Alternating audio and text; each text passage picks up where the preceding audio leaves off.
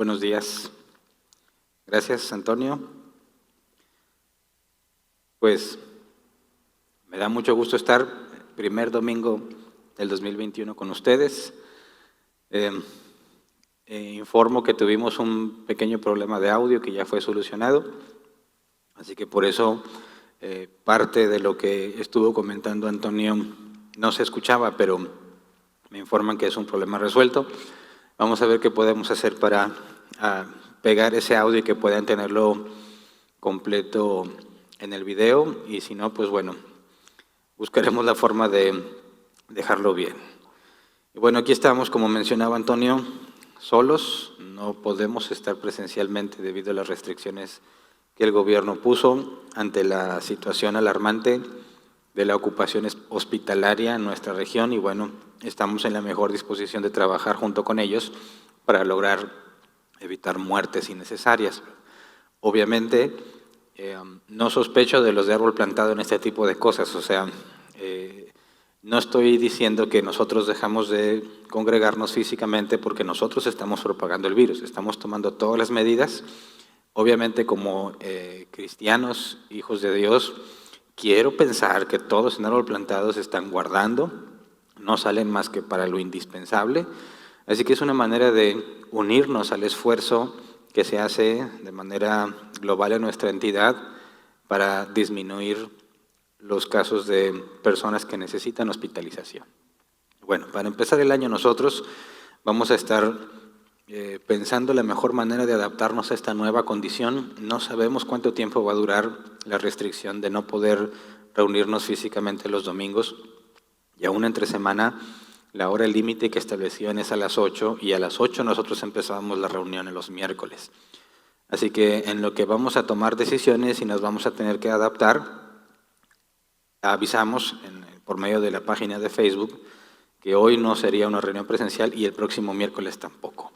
Vamos a buscar la manera de tener reuniones presenciales, entonces vamos a estar pensando y comunicaremos lo más pronto posible cuál es la forma en la que vamos a proceder. Nuestro objetivo es poder congregarnos, así que es posible, y quiero adelantarlo para que todos aquellos que se congregan con nosotros lo tomen en cuenta. Es muy posible que si el gobierno sigue con el limitante de evitar o prohibir que los domingos haya reuniones presenciales, pues entonces nos reuniremos en sábado. Así que eso es lo que vamos a buscar en el caso en el que definitivamente no podamos estar aquí en domingo, ¿ok? Así que ve checando ya de antemano tus compromisos, tus cosas, porque respetamos el ciclo de cada 7 días, ¿verdad? No nos congregamos en domingo por ser domingo. Claro que seguimos el patrón que la Iglesia ha seguido desde su fundación, pero la regla o el principio es descansar 1 de cada 7, reposar 1 de cada 7. Y si nos vemos en la necesidad de cambiarlo a sábado, reposaremos entonces cada sábado, no porque sea el día Shabbat, sino porque seguimos respetando el ciclo de cada 7. Bien, ahora nosotros vamos a continuar con nuestro estudio de la nueva humanidad, ¿verdad? Y después de todas estas festividades y fechas, yo sé que algunos andan todavía distraídos, quizás algunos apenas están despertando entre las cobijas, tratando de conectarse a la transmisión. Y bueno, no hay nada de malo en eso, ¿verdad? Esta situación particular. Malo que si tuviéramos reunión presencial y no te esforzaras por venir. Pero bueno, así que vamos a repasar brevemente lo que vimos la semana pasada y luego recapitulamos lo que hemos estado viendo para poder arrancar con este tema en el primer domingo del año. Entonces, vimos la semana pasada qué es la conversión, ¿verdad? Dijimos, en pocas palabras, que la conversión es apartarse del pecado y obedecer a Jesús. La conversión es la consecuencia de la regeneración y es la evidencia del regalo de la fe. La conversión, por lo tanto, hace visible la regeneración. Dijimos que cuando alguien es regenerado, obtiene una nueva naturaleza, todo su ser es cambiado, pero no hay forma en que podamos verlo, solamente por medio de la evidencia. Entonces, la conversión, que es apartarse del pecado, dejar de buscar complacer tus propios deseos y esforzarte por complacer los deseos de Dios. Dejar de buscarle complacer tu carne y vivir para Cristo. Y eso es lo que hace evidente o visible la regeneración. También vimos que antes de la conversión está el arrepentimiento. La palabra griega metanoeo indica un cambio de mentalidad como consecuencia de algún suceso o después de haber estado con alguien. Tú no produces el arrepentimiento en ti mismo y tú tampoco puedes hacer que otra persona se arrepienta. Este cambio de mentalidad es producto de la regeneración. En pocas palabras, el arrepentimiento es entender el problema del pecado y como consecuencia sucede la conversión. El arrepentimiento necesariamente produce la conversión. Si lo vemos en términos prácticos, la conversión es un cambio radical en lo que hacemos, ¿verdad? Es un cambio que no podemos ocultar. Es un cambio que no surge del esfuerzo nuestro, sino que es un cambio inmediato. Es la prueba del nuevo nacimiento. Y este arrepentimiento es lo que Dios manda a todos los hombres. Dios dice en la Escritura, por ejemplo, Hechos 17, palabras del apóstol Pablo, que Dios manda a todos los hombres que se arrepientan. El primer discurso del apóstol Pedro fue arrepentíos y convertíos para el perdón de pecados. Así que sin arrepentimiento no hay perdón de pecados. Pero como lo hemos estado estudiando, dado que el arrepentimiento es previo a la conversión, ¿verdad? Y antes de la conversión tenemos la fe, y para poder tener fe necesitamos ser regenerados, solamente pueden arrepentirse aquellos que han nacido de nuevo. Entonces, la conversión en un sentido práctico nos aparta del mundo, nos hace visibles y genera consecuencias buenas, obviamente, porque empezamos a caminar en las cosas de Dios, y digamos entre comillas malas, porque el mundo ya no te ama. La Biblia enseña que el mundo ama lo suyo, ¿verdad? Y el momento en que tú eres regenerado, recibes fe y eres convertido, quedas en evidencia que ya no eres del mundo. Por lo tanto, experimentarás rechazo del mundo. Es algo básico que los cristianos debemos entender. Al momento en que eres regenerado, experimentarás el rechazo del mundo. El cristiano no tiene por qué estar buscando la aceptación del mundo, porque ya es una nueva criatura. Y el mundo no va a amarlo porque ya no es del mundo. Por esa razón el convertido necesita la iglesia, la congregación de los santos. Entonces, digamos que en resumen eso es la conversión, pero si recuerdan vimos que no nada más existen estos 3 eventos en el nuevo nacimiento, sino que son 6 en total.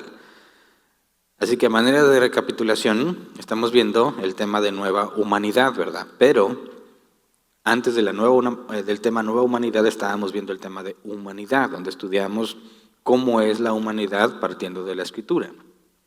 Y dijimos que dentro de lo que la Biblia enseña sobre el ser humano, una de las cosas más importantes que debemos entender es que el ser humano no busca a Dios.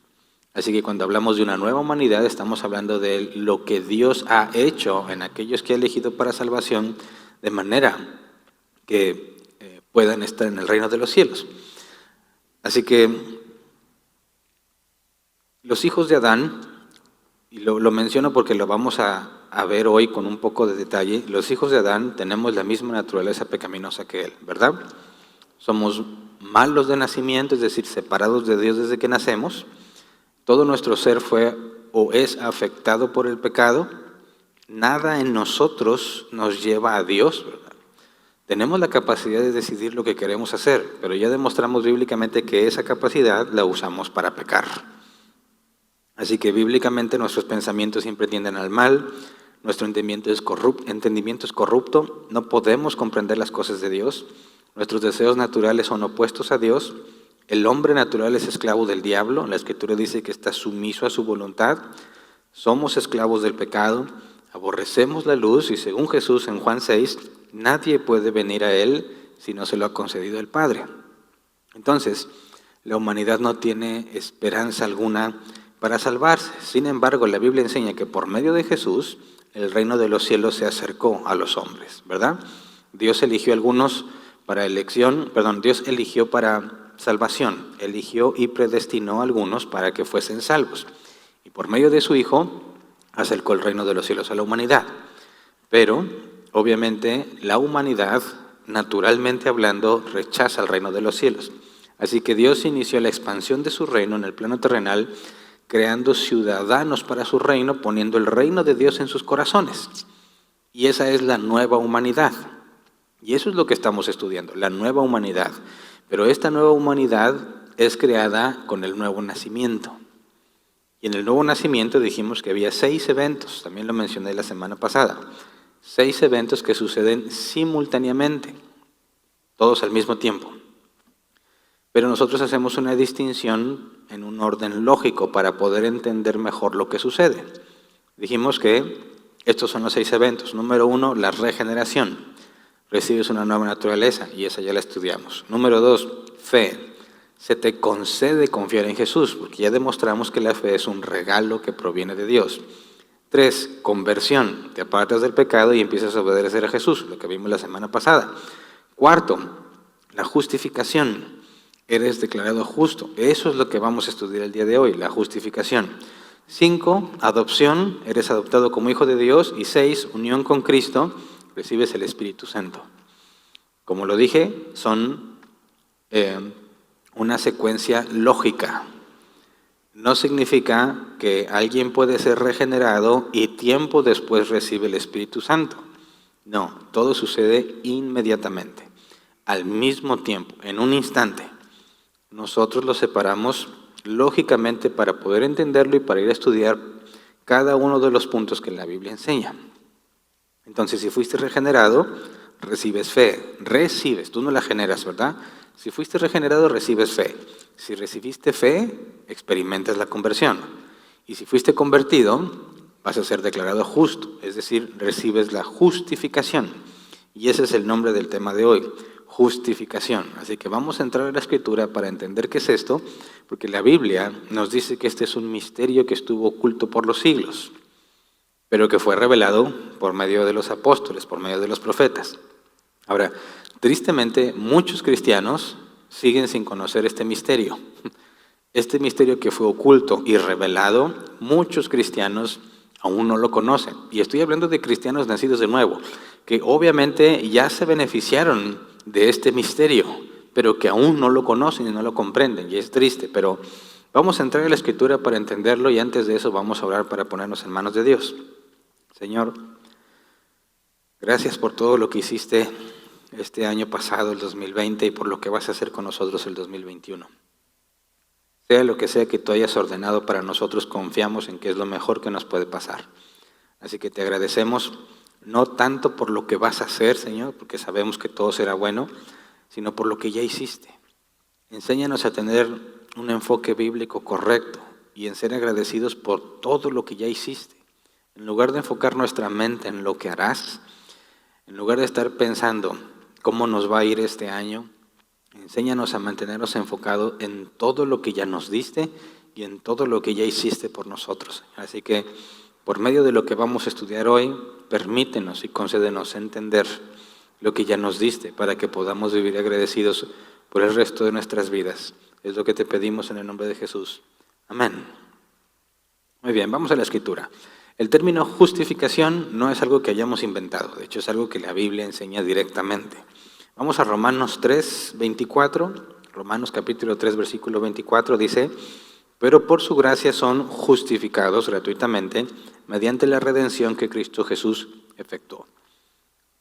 Lo estoy leyendo sin contexto, ahorita vamos al contexto, pero quiero ver lo que la palabra griega significa aquí, porque cuando dice por su gracia son justificados, la palabra justificados, dikaiō, se traduce según la concordancia Strong en ser declarado justo. El diccionario Hebrew lo traduce así, ser aprobado, especialmente en sentido legal. O sea, hablar de ser justificado tiene que ver con una situación legal, algo que tiene que ver con tu condición ante Dios. Cuando dice que es gratuitamente, la palabra griega dorea se traduce como un regalo gratuito sin pago, o sea, dado libremente y por lo tanto no adquirido por mérito o derecho. Así que la justificación que recibimos, ¿verdad? Gratuitamente, que ahorita vamos a ver que es por medio de Cristo, no tiene nada que ver con lo que tú hiciste. Esta es una de las confusiones más grandes entre los cristianos. Muchos que aseguran porque ellos de alguna manera sostienen su salvación por medio de sus buenas obras. A mí me enseñaron que Dios te salvó y te perdonó tus pecados hasta ese momento de tu vida y que de ahí en adelante ahora depende de ti. Y si pecabas mucho, te perdías. Si pecabas poco, había esperanza de que te salvaras, pero nadie la tiene asegurada. Ahora, necesitamos analizar esa enseñanza, esa doctrina a la luz de la Escritura, porque cuando la Biblia nos dice que hemos sido justificados, está hablando de un asunto legal. Fuiste declarado justo.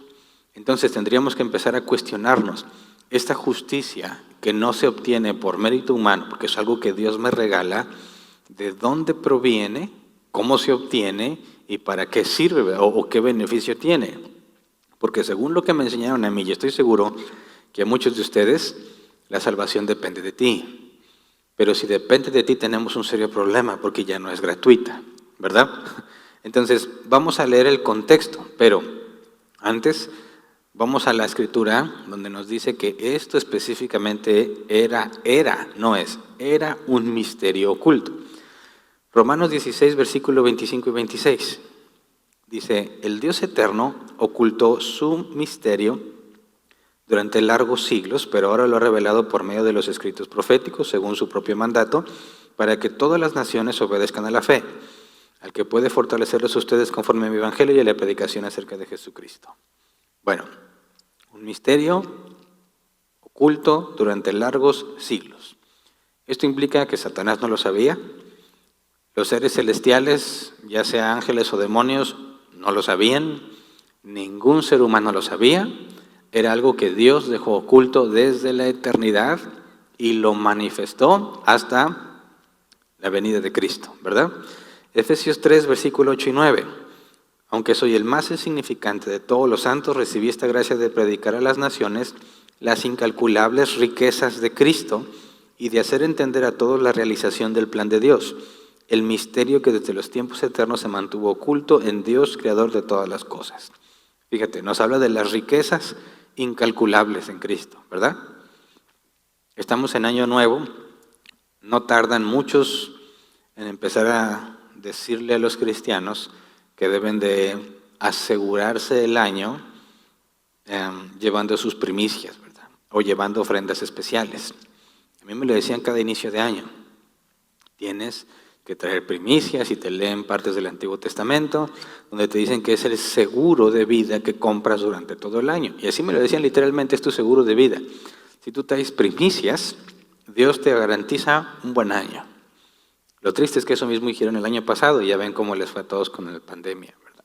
Pero aún hay cristianos que van a poner en duda, ¿será? Digo, a pesar de cómo les fue en el 2020 y que muchos como quiera dieron primicias y pactaron y muchas cosas y no funcionó, es asombroso, pero muchos cristianos todavía están pensando en, oye, pero quizás esta vez sí funcione. Bueno, tristemente, en estas fechas los cristianos están tratando de lograr riquezas para este año sin darse cuenta que riquezas incalculables ya nos fueron dadas en Cristo. Obviamente no estoy hablando de riqueza material, como tristemente muchos lo buscan, sino de una riqueza que no se puede adquirir de ninguna otra manera. Estas riquezas incalculables tienen que ver con lo que Dios ya nos regaló, no con lo que va a hacer, sino con lo que ya hizo. Así que el verdadero cristiano, el cristiano bíblico, no debe estar enfocado en lo que Dios le va a dar, sino en todo lo que ya tiene en Cristo. Y ese es el problema, no lo entienden. Este misterio que está oculto, que nadie sabía, es más, si Satanás hubiese sabido este misterio, él mismo hubiera luchado por impedir la muerte de Cristo. ¿Por qué? Porque la muerte de Cristo tiene que ver con el misterio. Pero vamos a Efesios 3, 5 y 6. Dice, ese misterio que en otras generaciones no se le dio a conocer a los seres humanos, ahora se les ha revelado por el Espíritu a los santos apóstoles y profetas de Dios.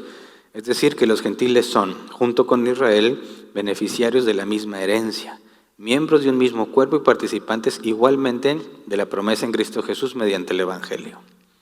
Así que está asociado el Evangelio, está asociado Cristo y su muerte, y es algo que nadie sabía. Así que los cristianos, los que han nacido de nuevo, que ya se beneficiaron de este misterio, necesitan conocerlo, porque entender este misterio resuelve muchas preguntas que los cristianos normalmente tienen y les va a ayudar a tener un enfoque correcto para enfrentar la vida, sobre todo en este tipo de circunstancias que enfrenta la humanidad, que son circunstancias adversas para muchos. En lugar de estar pensando en lo que quieres que Dios te dé, repito, tienes que estar enfocado en todo lo que Dios ya te dio. El problema es que no lo sabes, ¿verdad? Así que vamos a analizar ahora sí el contexto de lo que leímos en Romanos 3. Vamos a Romanos 3, versículo 21 al 24. Dice, por tanto, nadie será justificado en presencia de Dios por hacer las obras que exige la ley. Más bien, mediante la ley cobramos conciencia del pecado. Pero ahora, sin la mediación de la ley, se ha manifestado la justicia de Dios, de la que dan testimonio la ley y los profetas. Esta justicia de Dios llega, mediante la fe en Jesucristo, a todos los que creen. De hecho, no hay distinción, pues todos han pecado y están privados de la gloria de Dios. Pero por su gracia son justificados gratuitamente mediante la redención que Cristo Jesús efectuó. Así que vamos a desglosarlo por partes, ¿verdad? Yo entiendo que, aunque aquí está claramente especificado, puede ser difícil para quizás algunos que tienen poco tiempo con nosotros estar entendiendo todo lo que se dice aquí, sobre todo porque, según mi experiencia, en 13 años de cristiano, jamás nadie me explicó estos pasajes, jamás tocamos estos pasajes en alguna predicación, jamás ni siquiera pude tener preguntas de estos pasajes, ni siquiera sabía que existían. Claro que sí leí la Biblia completa, pero como muchos la lees y no entiendes nada, pero la lees, tu meta es leerla. Quieres decir, ya leí la Biblia, y así te vas, y hay muchas cosas que se escapan a tu entendimiento, pero ya las leíste, y como nunca se toman el tiempo, lamentablemente en las iglesias, para estudiarlo con detalle, todo se nos pasa por alto lo que está aquí. Así que vamos por partes. Cuando dice el versículo 21, por tanto, nadie será justificado en presencia de Dios por hacer las obras que exige la ley, más bien mediante la ley cobramos conciencia del pecado. Eso es una noticia muy interesante. Está diciéndonos que nadie, absolutamente nadie, puede ser declarado justo por Dios por obedecer la ley. O sea, la ley de Moisés en este contexto. Tratemos de considerar al menos solamente los 10 mandamientos. No los 613 preceptos que tenían los israelitas, sino los 10 mandamientos. Nadie, absolutamente nadie, va a ser declarado justo por Dios por hacer lo que los 10 mandamientos dicen que debes hacer. ¿Por qué? Porque nadie lo hace. Así que esa es una terrible noticia. Los que estamos estudiando juntos Éxodo sabemos y tenemos contexto de esto, ¿verdad? Cuando Dios da los mandamientos, esa es la condición para poder estar en el pacto. Si tú cumples esos 10 mandamientos, Dios te va a bendecir. Si no, olvídate de las bendiciones de Dios. Al contrario, te va a castigar por hacer lo malo. Entonces, cuando Pablo nos dice, nadie podrá ser declarado justo por las obras de la ley, es una noticia terrible para todo el que intenta ganarse la justicia haciendo lo que es correcto. Eso no significa que no te esfuerzas por hacer lo correcto. Mira, no me acuerdo quién es el autor de esta frase, pero se me quedó muy grabada. Este autor dice así, nadie sabe lo malo que es hasta que intenta con todas sus fuerzas ser bueno. ¿Me explico? Mucha gente piensa que son buena persona, ¿verdad? Incluso los cristianos. Ya estudiamos eso en el tema de la naturaleza humana y la depravación total. Pero no te das cuenta de lo malo que eres hasta que te esfuerzas en ser bueno. Mientras más te propones hacer el bien, más claro te queda que no puedes, que terminas haciendo el mal.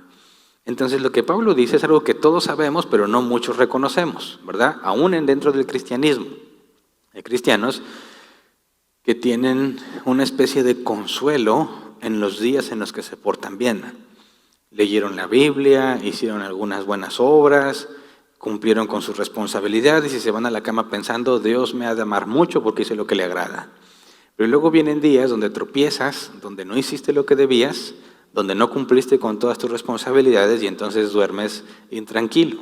Digo, si realmente te interesaba seguir a Cristo, duermes intranquilo, porque dices, no puede ser, hoy cometí demasiados errores y quizás Dios decida desecharme. No se diga cuando caemos en un área débil y caes en un círculo vicioso donde pecas, tratas de salir y vuelves a pecar, tratas de salir y vuelves a pecar, y llega el punto, no sé si les pasó a ustedes, pero a mí sí me pasó varias veces en el transcurso de mi vida cristiana, que llegué a la conclusión que definitivamente Dios me había desechado. ¿Por qué? Por mis constantes errores. Y una cosa es equivocarse en cosas nuevas, ¿verdad? Cada vez. Otra es equivocarse siempre en el mismo error. Llegué a un ciclo donde siempre lo mismo y no cambio, y dije, basta, ya ni para qué oro. Seguramente Dios ya me desechó, porque ¿quién querría recibir a un hijo como a mí, que no puede hacer lo que se le pide? Entonces, cuando Pablo dice, nadie será justificado en presencia de Dios por hacer las obras que exige la ley, esto es algo que todos debemos entender, porque es imposible que cumplas sin falla los 10 mandamientos. Entonces, dice el versículo 21, pero ahora, sin la mediación de la ley, se ha manifestado la justicia de Dios. Y aquí, cuando habla de la justicia de Dios y está hablando de la ley, empieza a hablar en términos legales. Cuando dice, sin la mediación de la ley, significa que no tiene nada que ver con la ley de Moisés. La justicia de Dios se ha manifestado sin la mediación de la ley. ¿Qué es la palabra justicia aquí? Es dikaizoune. Según la concordancia externa es justicia de la cual Dios es la fuente o el autor. El diccionario G lo traduce así. Aprobación judicial, aprobación de Dios, aprobado a los ojos de Dios. Entonces el apóstol Pablo empieza a decirnos que nadie puede cumplir la ley de Moisés, nadie va a ser declarado justo por cumplir la ley de Moisés. Pero sin cumplir la ley de Moisés, se ha manifestado una justicia que proviene de Dios. Dios es el autor de esa justicia. Y dice el versículo 22, esta justicia de Dios llega mediante la fe en Jesucristo a todos los que creen. De manera que esta justicia que no viene de nosotros, entiéndase justicia aquello que es lo correcto, lo recto. Cuando yo hago lo que es correcto, cuando hago lo que es apropiado, lo que es indicado para cada situación, lo que es justo, entonces hablo de que tengo justicia. Pero lo estoy generando yo, estoy hablando de mi justicia porque yo hice lo correcto. Lo que Pablo nos dice aquí es que hay una justicia de Dios que llega a los que creen. Es algo que no hicieron ellos, es una justicia que reciben mediante la fe en Jesucristo a todos los que creen. Esta palabra justicia, como dijimos, es algo que tiene que ver con un asunto judicial o legal, con el ser considerado aprobado por Dios. Cuando dice que llega mediante la fe, la palabra mediante, el griego tia, se traduce como por medio de o debido a. Es debido a la fe. Fe, pistis, confianza, ser persuadido. Ya estudiamos eso, ¿verdad? Llega a los que creen. Y aquí la palabra creen es, fíjate, se nos traduce así. La fe a todos los que creen. Y entendemos nosotros que hay dos palabras distintas, fe y creen. Pero en el griego, fe es pistis y creen es pisteuo, que viene de pistis. Es la misma pero conjugada de otra manera, por así decirlo. Entonces, mediante la fe, esta justicia que viene de Dios llega a los que confían en Él. Es una justicia que ellos no obtuvieron, algo que ellos no lograron, algo que Dios creó y se las regala. Dice el versículo, de hecho, continuó con el 22. De hecho, dice, no hay distinción. Versículo 23, pues todos han pecado y están privados de la gloria de Dios. Es decir, esta justicia que llega no proviene de ningún ser humano, porque todos pecamos. Y porque todos pecamos, no podemos estar con Dios. Pero, dice el versículo 24, pero por su gracia son justificados gratuitamente mediante la redención que Cristo Jesús efectuó. Gracia, la palabra caris en griego, gracia, bondad. Si algo es de gracia, significa que no es por méritos, ¿verdad? Cuando dice son justificados, lo vimos hace unos minutos, dikaiō, ser declarado justo. Ser declarado justo. Y luego dice gratuitamente. Es un regalo. Mediante la redención que Cristo Jesús efectuó. Y aquí la palabra redención es interesante porque se traduce como liberación efectuada mediante el pago de un rescate. Así que atemos cabos. El apóstol Pablo nos dice, nadie puede cumplir la ley de Moisés, por lo tanto, nadie podrá estar con Dios porque nadie va a ser declarado justo. Pero Dios hizo esto. Una justicia que Él creó, se la regala a todos los que confían en Jesús. Y esta justicia que recibes gratuitamente, dice la Escritura, gratuitamente, la recibes mediante la redención que Cristo Jesús efectuó, es decir, mediante un pago que te libera. Aquí hay una transacción legal y un cambio de situación legal. Todos somos culpables a los ojos de Dios, ¿verdad? Porque todos hemos pecado. Pero lo que Pablo nos dice es que a algunos Dios los declara justos, gratuitamente, sin que haya cumplido la ley. Los declara justos por medio de un pago que Jesús hizo. Y hasta ahí tenemos. Hay un pago de por medio que es mencionado como una especie de rescate. De ahí la palabra redención. Entonces, Pablo nos dice, hay un camino por el cual puedes estar ante Dios sin ser consumido por su justicia. Y es algo que Dios ha decidido regalarle a algunos. Sabemos que no a todos, porque en Apocalipsis nos habla del juicio del gran trono blanco y de todos los que serán juzgados según sus obras y serán echados al lago de fuego. Así que Dios no le ha regalado esa justicia a todo el mundo, sino a los que Él ha elegido para salvación. Los declara justos gratuitamente, es decir, a pesar de que no han obedecido al pie de la letra de la ley de Moisés, a pesar de que la han quebrantado. Ahora, ¿cómo es esto posible? Porque esto genera un conflicto muy grande. No sé si alguna vez has tratado de estudiar este tema o ver lo que los judíos, judíos ortodoxos que niegan a Jesús, cómo afrontan este tema. Te dicen, eso es absurdo. El hecho de que Dios declara inocente a un culpable es algo que la propia Escritura dice que Dios no haría. Por ejemplo, vamos a Nahum, capítulo 1, versículo 3, versión Reina Valera 60. Nahum 1:3. Jehová es tardo para la ira y grande en poder, y no tendrá por inocente al culpable. Jehová marcha en la tempestad y el torbellino, y las nubes son el polvo de sus pies. Frase clave aquí, no tendrá por inocente al culpable. Y ese es el argumento que muchos dicen, específicamente judíos. No puede ser que Dios declare inocente al que es culpable, porque lo que está diciendo el apóstol Pablo aquí ellos lo consideran locura. Y de hecho el apóstol Pablo dijo claramente, para los judíos el evangelio es tropezadero. ¿Por qué?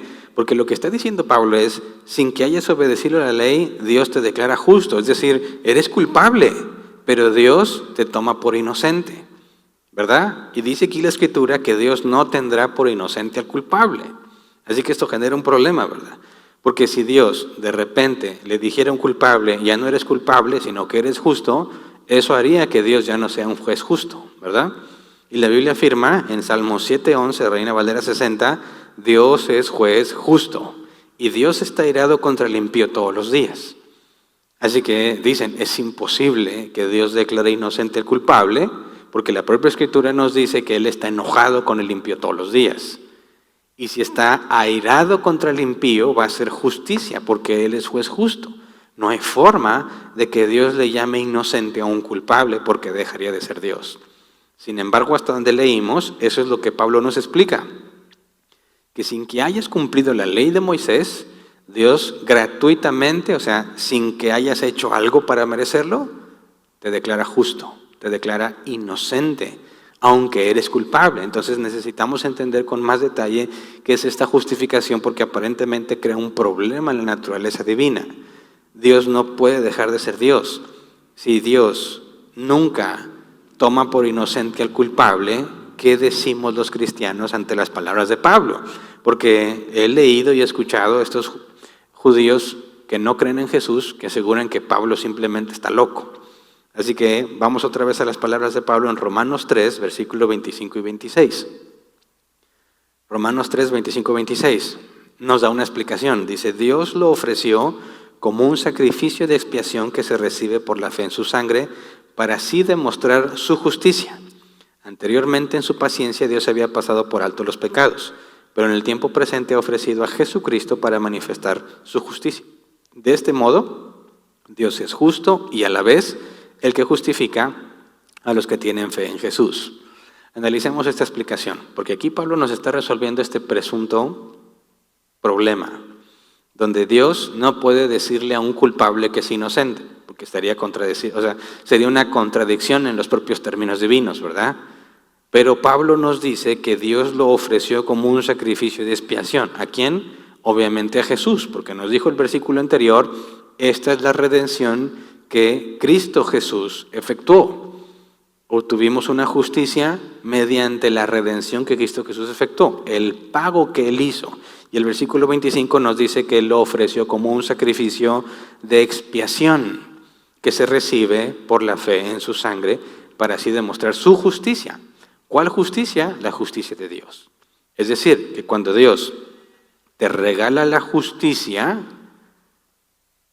lo hace porque Jesús fue nuestro sacrificio expiatorio. Obviamente está hablando en términos de la ley de Moisés, ¿verdad? En la ley de Moisés se enseña que para poder acercarse a Dios tiene que haber expiación de pecado. Es decir, alguien tiene que pagar tu deuda. Si yo peco, debo morir. Para poder tener comunión con Dios, alguien debe pagar esa deuda, una deuda de muerte. Alguien debe morir. Y lo que Dios les mostró es que podías tomar a un sustituto, un cordero con ciertas características, para matarlo en tu lugar y que tú puedas tener comunión con Dios. Es decir, de alguna manera Dios estaba comunicando que hay una forma de saldar tu deuda con Él por medio de un sustituto. Y eso es lo que Pablo nos está diciendo. Ese sustituto animal en ninguna forma te quitaba los pecados, porque dice, versículo 25 anteriormente, en su paciencia, Dios había pasado por alto los pecados.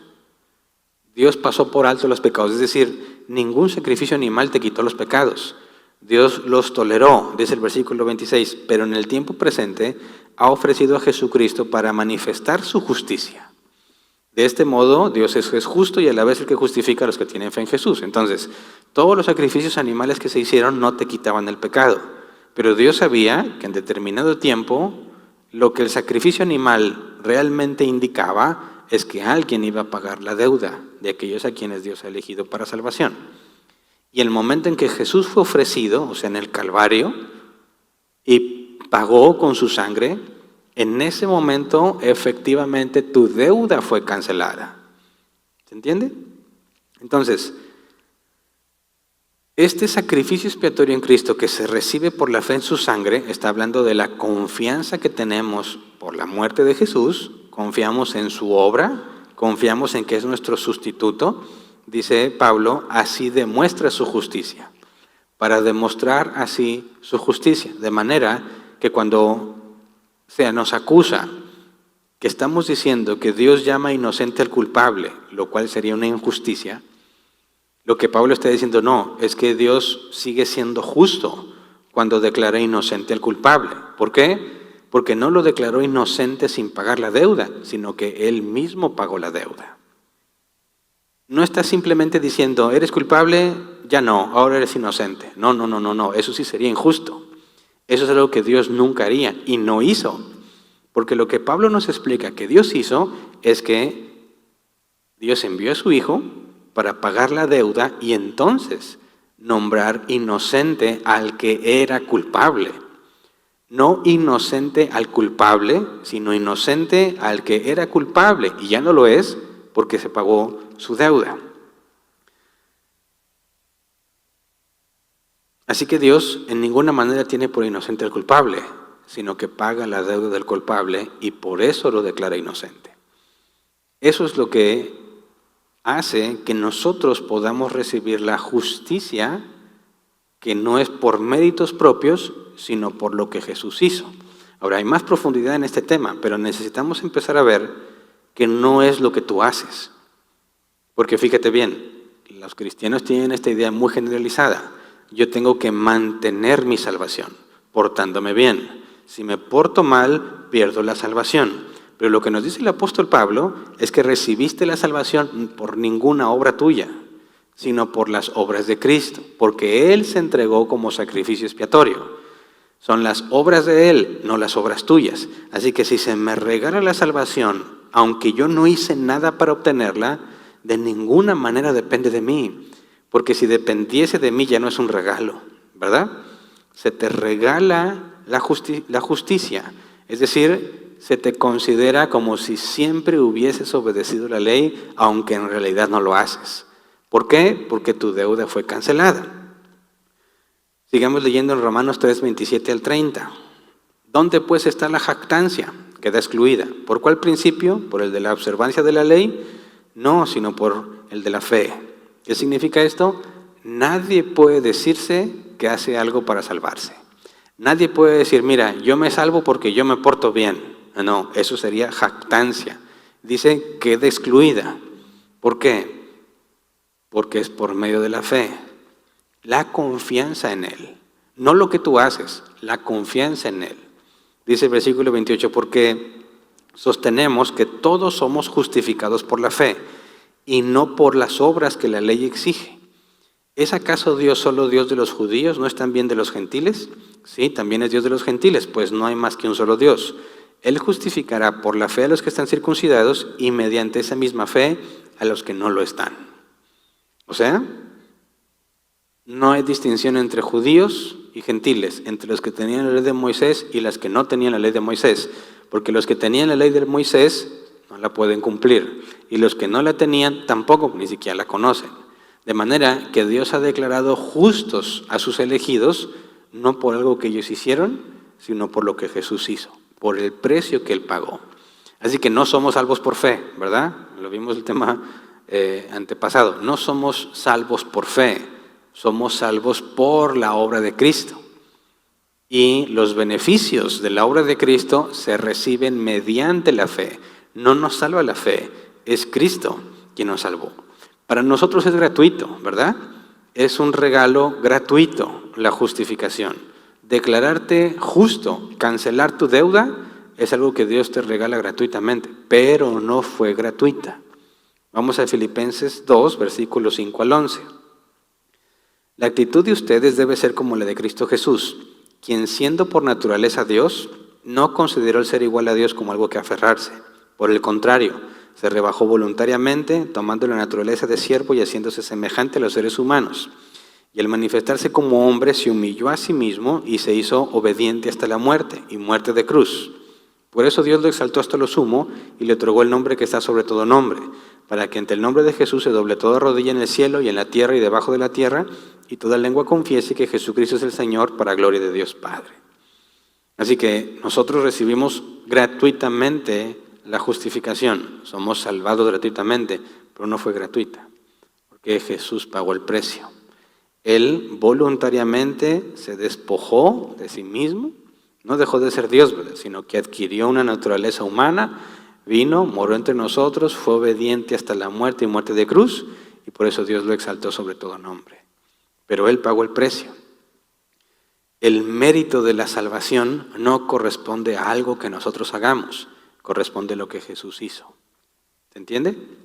Ahora, cuando entendemos que somos justificados gratuitamente, algo que no corresponde a nosotros, algo que no proviene de nosotros, sino algo que recibimos simplemente porque Dios quiso, nos lleva a entender que algo muy similar pasó con nosotros al ser descendientes de Adán.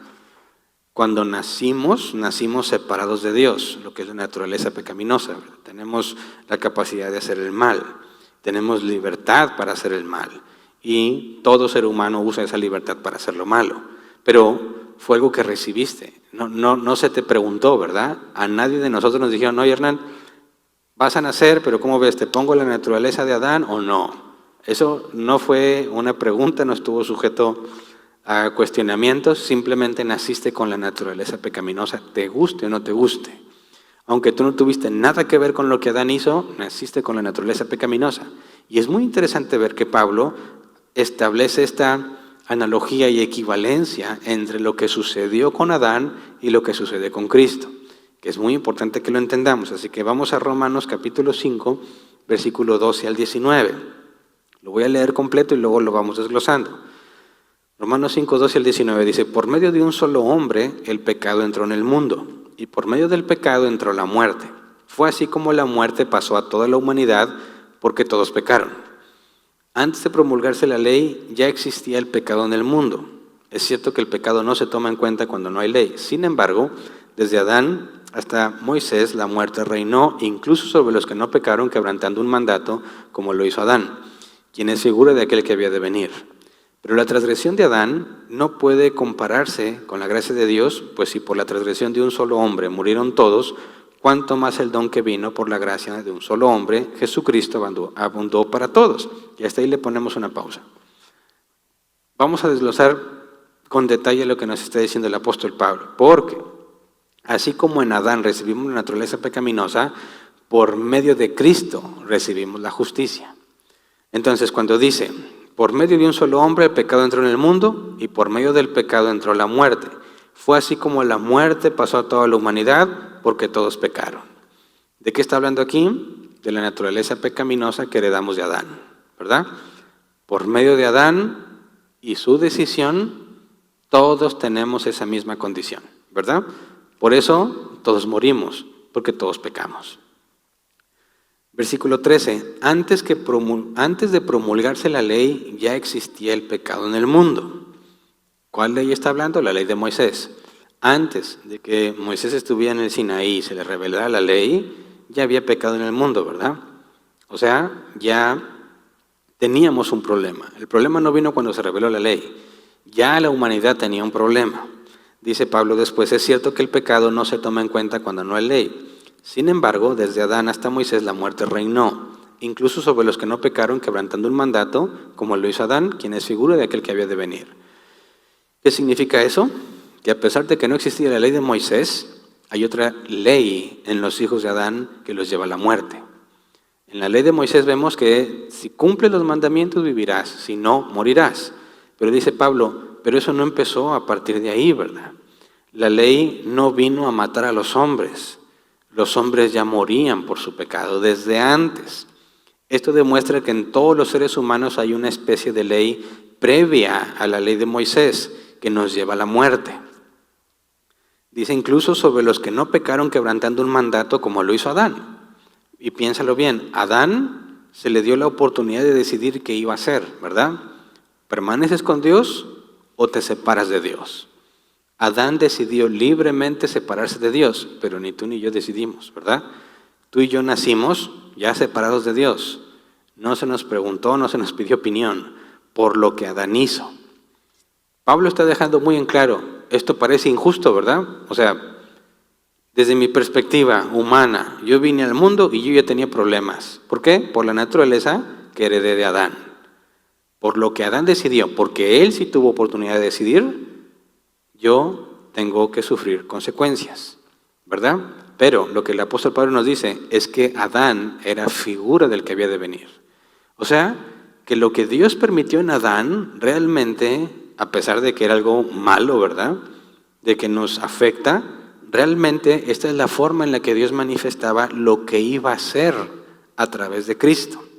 Por eso a Jesús se le llama el segundo Adán.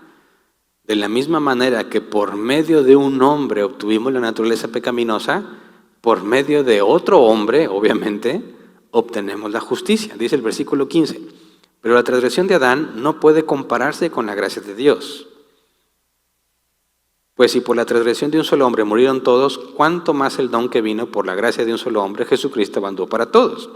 O sea, si por medio de Adán un solo pecado, ¿verdad? Obviamente es enorme ese pecado, rebelarse contra Dios.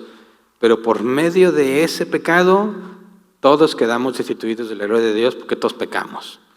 Pero nos dice, por medio de Cristo, por medio de uno solo, también es muy abundante lo que vamos a recibir. La característica en común entre lo que recibimos de Adán y lo que recibes de Cristo es que tú no hiciste nada para merecerlo. Tampoco se te preguntó si lo querías o no. Así como naces con la naturaleza de Adán, en algún momento del tiempo, si eres elegido por Dios para salvación, recibirás la justicia de Cristo. Tú no hiciste nada para recibirla, no hiciste nada para merecerla, no contribuiste en nada absolutamente en ninguno de los dos casos. Dice el versículo 16, tampoco se puede comparar la dádiva de Dios con las consecuencias del pecado de Adán. ¿Por qué? Porque es mucho más el beneficio que el perjuicio. Continúo, el juicio que lleva a la condenación fue resultado de un solo pecado, pero la dádiva que lleva a la justicia tiene que ver con una multitud de transgresiones. Pues si por la transgresión de un solo hombre reinó la muerte, con mayor razón los que reciben en abundancia la gracia y el don de justicia reinarán en vida por medio de un solo hombre, Jesucristo. Así que Pablo nos dice, sí, fue terrible y muy grave la consecuencia de lo que Adán hizo. Pero si comparas en proporción, la gracia que recibimos en Cristo es muchísimo mayor. Versículo 18, por tanto, así como una sola transgresión causó la condenación de todos, también un solo acto de justicia produjo la justificación que da vida a todos. Porque así como por la desobediencia de uno solo muchos fueron constituidos pecadores, también por la obediencia de uno solo muchos serán constituidos justos. Y aquí hay que ver la distinción clara entre la obra de Adán y la obra de Cristo. La obra de Adán nos trajo a como estamos, ¿verdad? Maldición en toda la creación y una naturaleza pecaminosa con la cual nacemos. Por medio de lo que Él hizo. Ahora fíjate bien, Él sabía que lo que haría afectaría a toda su descendencia. Dios ya le había ordenado que se multiplicara, ¿verdad? Y que llenara la tierra. Su decisión afectaría a toda su descendencia y no le importó. Hizo lo que quiso sabiendo que nos afectaría a todos nosotros, ¿verdad? Y después de que pecó, le echa la culpa a su esposa, ¿verdad? Génesis 3. Ahora, debido a eso, nosotros tenemos la naturaleza pecaminosa. Dices, oye, qué injusto. Espérame. Dice Pablo, ahora en Cristo. ¿Cuál es la obra de Cristo?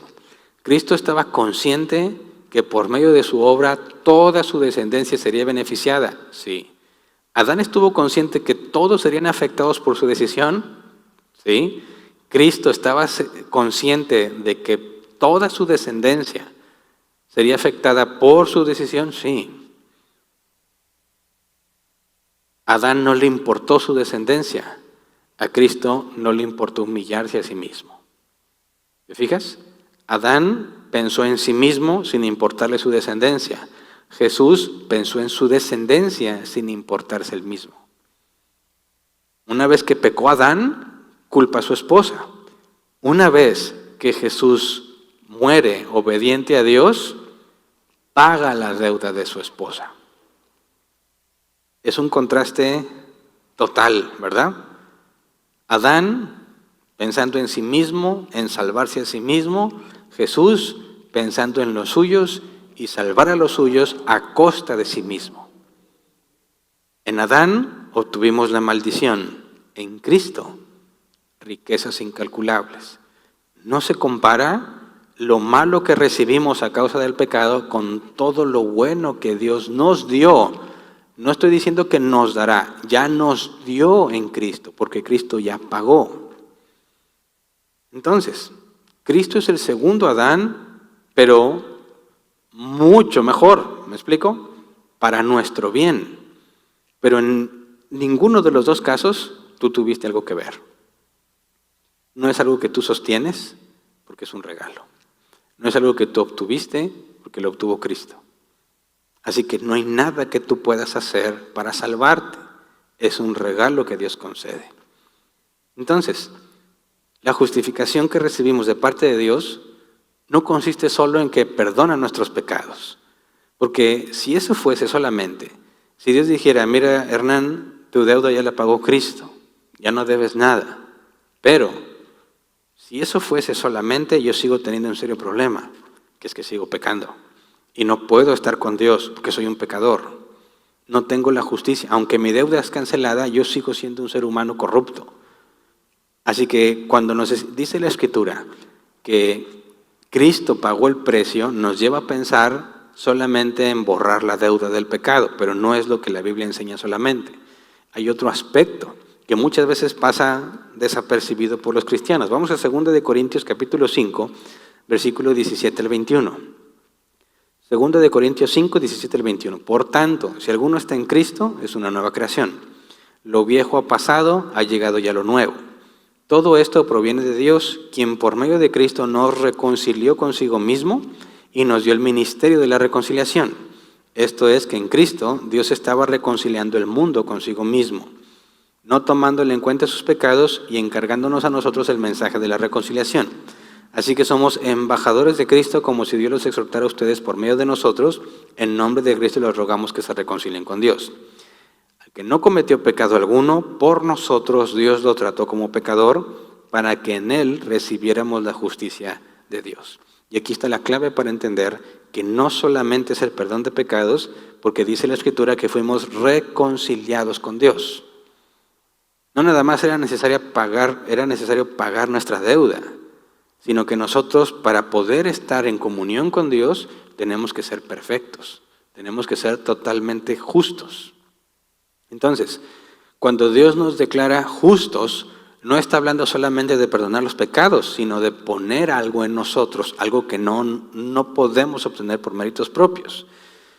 Y esto está explicado en el versículo 21. Dice, el que no cometió pecado alguno, por nosotros Dios lo trató como pecador, para que en él recibiéramos la justicia de Dios. Así que tenemos dos cosas que están sucediendo en la justificación. Y esto es lo que se le conoce como la doctrina de la doble imputación. Hablar de la palabra imputar se refiere a un término contable. Según la Real Academia Española, imputar en relación al término contable es señalar la aplicación o inversión de una cantidad, sea al entregarla o sea al tomar razón de ella en cuenta. Es decir, si debes algo, se te carga. Si te deben algo, se te abona. Eso es imputar. Lo pones a su cuenta o lo quitas de su cuenta, eso es imputar. Ahora, este término, doble imputación, nos explica lo que dice el versículo 21.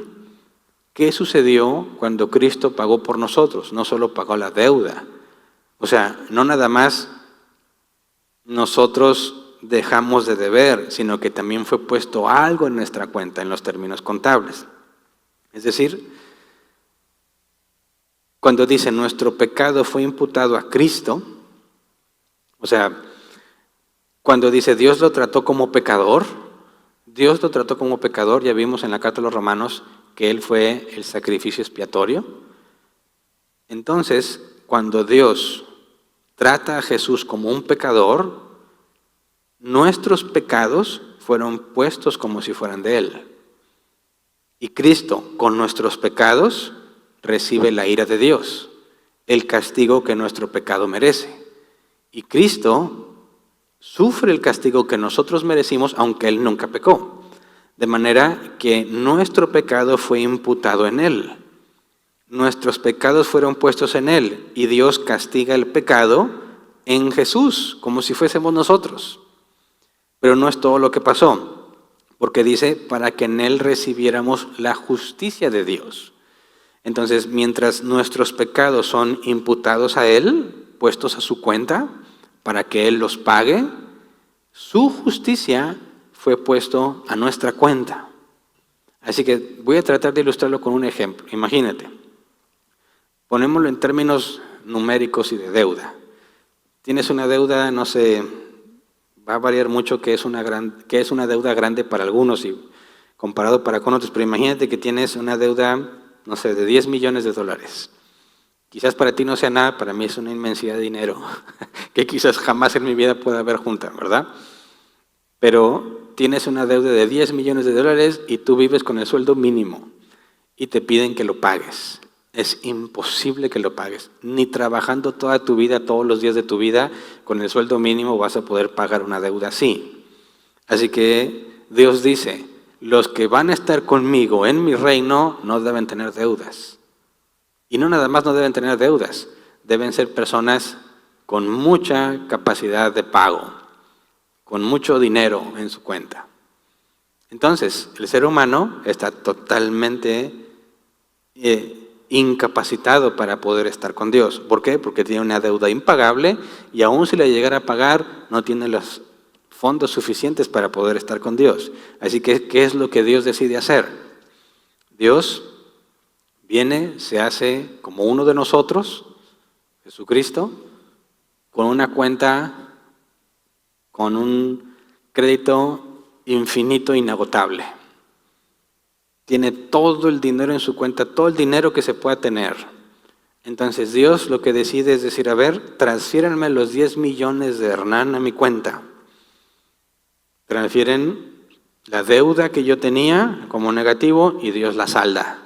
De manera que mi cuenta queda en ceros. Y luego, esa es la primera imputación. Mi deuda es puesta en Jesús. La segunda imputación es que dice Dios, ahora, mi crédito inagotable es puesto a la cuenta de Hernán. Así que no nada más dejé de ser un deudor, sino que me convirtió en el hombre más rico del mundo. ¿Se entiende? Esa es la doble imputación. Mi deuda a la cuenta de Jesús y sus recursos ilimitados a mi cuenta. No nada más me concedió dejar de deber, sino que me ha dado todas las riquezas en él. ¿Se entiende? Esa es la doctrina de la doble imputación. Eso es lo que el apóstol Pablo dice en el versículo 21. Al que no cometió pecado alguno, por nosotros Dios lo trató como pecador. O sea, ahí pagó la deuda, para que en él recibiéramos la justicia de Dios. Y luego él nos regala la justicia. Así que nos ha hecho, en términos simples, iguales a su Hijo. Su Hijo jamás pecó, no tiene ninguna deuda, y es el dueño de todas las cosas. Bueno, con los elegidos para salvación, Dios ha hecho exactamente lo mismo. Él toma la deuda y la paga. Jesús en su propio cuerpo paga una deuda infinita, algo que un hombre no puede hacer. Ningún hombre puede pagar la deuda de pecado de otro hombre, porque la paga del pecado es la muerte, es una separación eterna de Dios. ¿Cómo puede un ser finito pagar una deuda infinita? Así que no se puede, pero Dios, en este misterio, en la encarnación, Él tiene una naturaleza divina y una naturaleza humana. Como humano recibe el pecado y puede, puesto que tiene una naturaleza divina, pagar una deuda eterna y declararla saldada. Y gratuitamente regalarte todos los fondos que Él tiene para ti.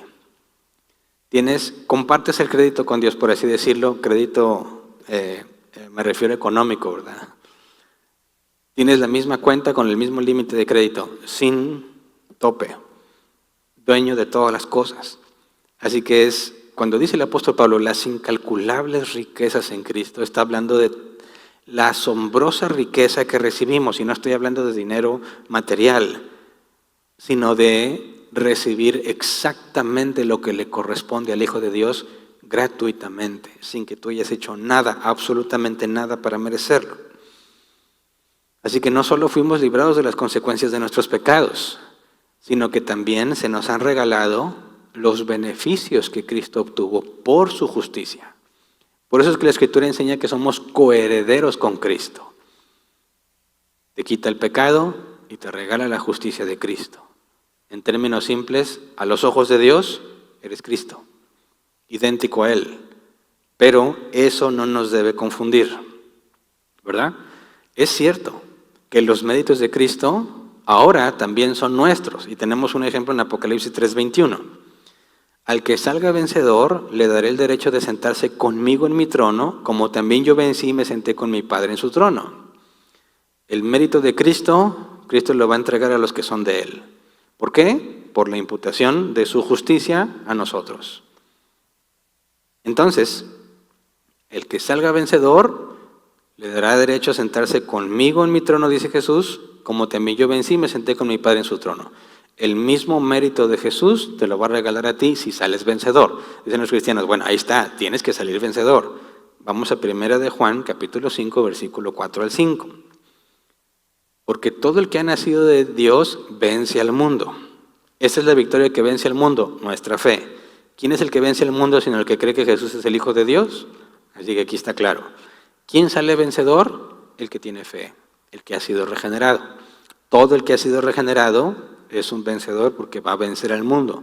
¿Por qué va a vencer al mundo? Porque Cristo ya pagó la deuda y ya le dio los méritos de su justicia. No por algo que tú hagas, ¿verdad? Por eso no debemos confundirnos. El hecho de que somos declarados justos en ninguna manera significa que ya en la práctica lo eres, porque seguimos pecando, ¿verdad? De aquí que Martín Lutero acuña esta frase en latín que explica esta condición del ser humano, de la nueva humanidad, no el ser humano natural. La voy a leer en latín. Simul justus et peccator. Simul justus et peccator. Simul se traduce como simultáneamente. Justus, justo. Et es una conjunción, es y peccator es pecador. O sea, en español es simultáneamente justo y pecador. Esa es la condición de la nueva humanidad. Fueron declarados justos, pero aún pecan. Dirías alguno, oye, pero eso es una contradicción, ¿no? No puede ser simultáneamente justo y pecador, que es una contradicción. Si eres justo, no pecas. Y si pecas, no eres justo. ¿Cómo puede ser simultáneamente justo y pecador? Bueno, porque estamos hablando obviamente en sentidos diferentes, ¿verdad? Si estuviéramos hablando en la misma relación y en el mismo sentido, eso es una contradicción lógica. No puede ser justo y pecador al mismo tiempo en el mismo sentido. Pero eso no es lo que la Biblia enseña. Por eso cuando hablamos de la palabra justificación, hablamos de un término legal. Es decir, eres legalmente declarado justo, pero en la práctica todavía pecas. Eso es lo que significa la frase simultáneamente justo y pecador. Fuiste declarado justo. Tu situación legal ante Dios es perfecta, pero seguimos pecando, seguimos en este cuerpo de muerte. Eso nos lleva a un conflicto interno que nos abre la pauta para estudiar lo que es la santidad, pero eso lo veremos más adelante. El punto es que todo hijo de Dios ha sido declarado justo, pero en la práctica todavía peca, de manera que tiene una lucha constante interna con él mismo, porque dice el apóstol Pablo en Romanos 7 que internamente se deleita en la ley de Dios, pero en su cuerpo está la ley del pecado. Cuando quiere hacer lo bueno, lo acompaña el mal. Esa es la marca de todo hijo de Dios. Aunque fuimos declarados justos legalmente, eso significa que si yo muriese en ese instante, puedo tener la certeza que no voy a ser juzgado según mis obras, por la doble imputación. Número 1, no voy a ser declarado culpable, porque mi deuda ya fue pagada. Número 2, tengo acceso al reino de cielos. Voy a tener derecho a estar en la presencia de Jesús, no por mis obras, sino por las obras de Cristo. Ese es el beneficio de la doble imputación y esa es la buena noticia del Evangelio. Que lo que se te demanda es que te arrepientas y creas. Ya vimos que si naciste de nuevo, eso es lo que vas a hacer como consecuencia. Así que ninguno de los cristianos, ninguno de los hijos de Dios debe estar buscando justicia propia, porque de nada te sirve. Necesitamos la justicia de Cristo y eso es lo que dice el apóstol Pablo en Filipenses 3, 8 al 9. Es más, todo lo considero pérdida por razón del incomparable valor de conocer a Cristo Jesús mi Señor.